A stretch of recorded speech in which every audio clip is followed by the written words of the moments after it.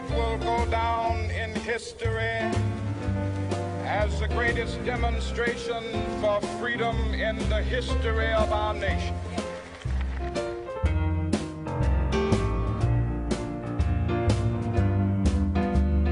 I have a dream that one day this nation will rise up and live out the true meaning of its creed. We hold these truths to be self-evident, that all men are created equal.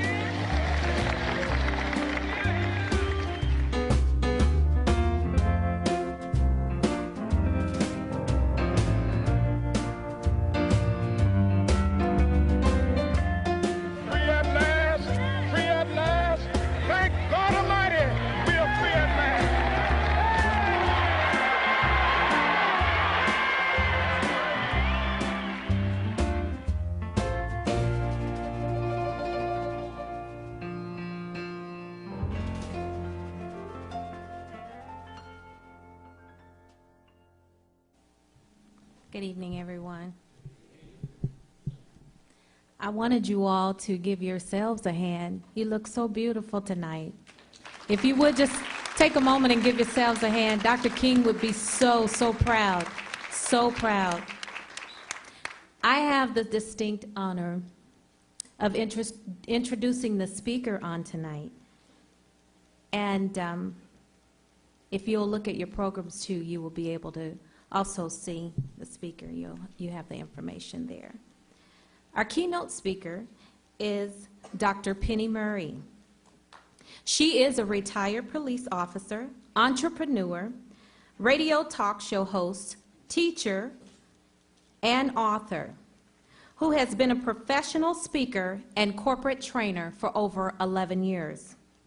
Referring to herself as a cultural collaborator, Pennie's work focuses on closing the achievement gap in the Black community through building a greater level of respect and collaboration for one's human need to achieve. She's driven by the African proverb, when you understand the whys of life, you can endure anyhow. It is by this principle she believes if we truly understand the intrinsic whys that hinder Black achievement, we would be better equipped to stimulate and enrich the future of Black Americans.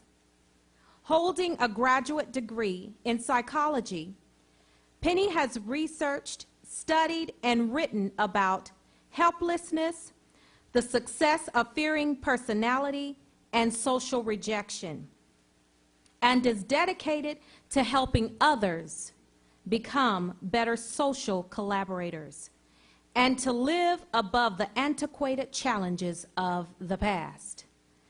Pennie's Oceanside, California-based company specializes in providing exciting and thought-provoking presentations for workshops, keynotes, and retreats. Ladies and gentlemen, if you would, please receive our keynote speaker with a warm applause, Dr. Pennie Murray.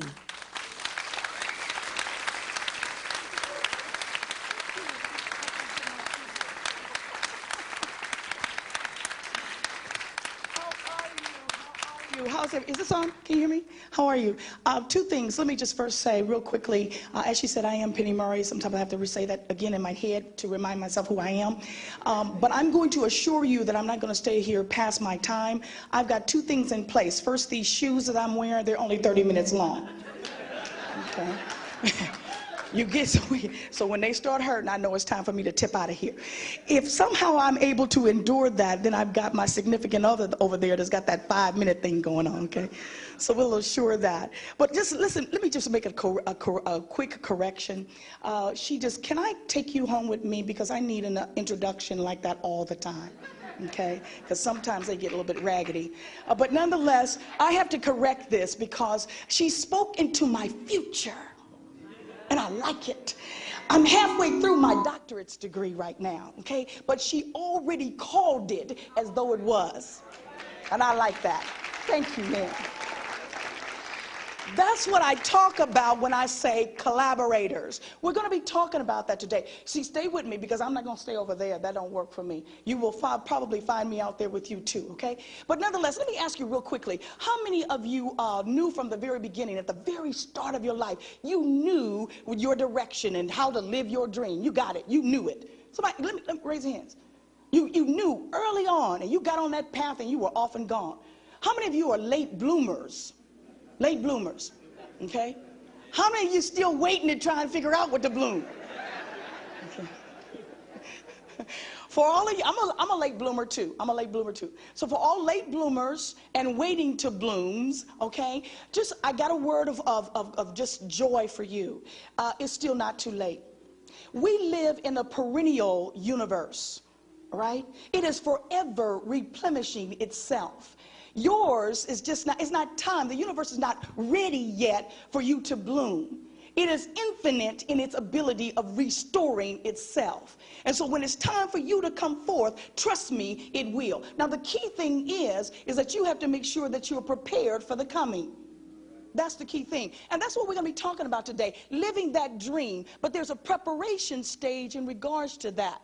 And so literally, now listen, I could say it's important that you live your dream. It is important that you do that. Of course, I could take the position of Harriet Tubman, and since I'm an ex-police officer, I could pull a gun on you and say, listen, you will live your dream. How about that, okay? But I'll kind of put that away for a minute, okay? And just really try to talk to you in regards to this, how we can actually pull this off. Last year sometime, it was in June, I heard Obama. He was talking about, he was addressing a group of clergymen in Hampton, Virginia. And he had stated to them, he referenced a phrase or a term, quiet riot. And he defined that term as simply the explosive frustration and resentment of blacks that were victims of Katrina. Okay? Now, I'm going to just be honest with you. I hope that quiet riot happens. I hope it does. But let me clarify something.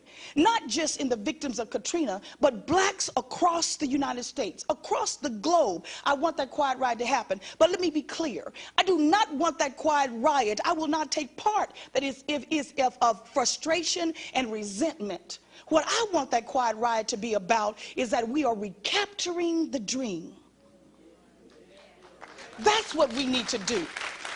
We have to recapture the dream. And that means that in order to recapture that dream, we have to realize that it's about living it as well.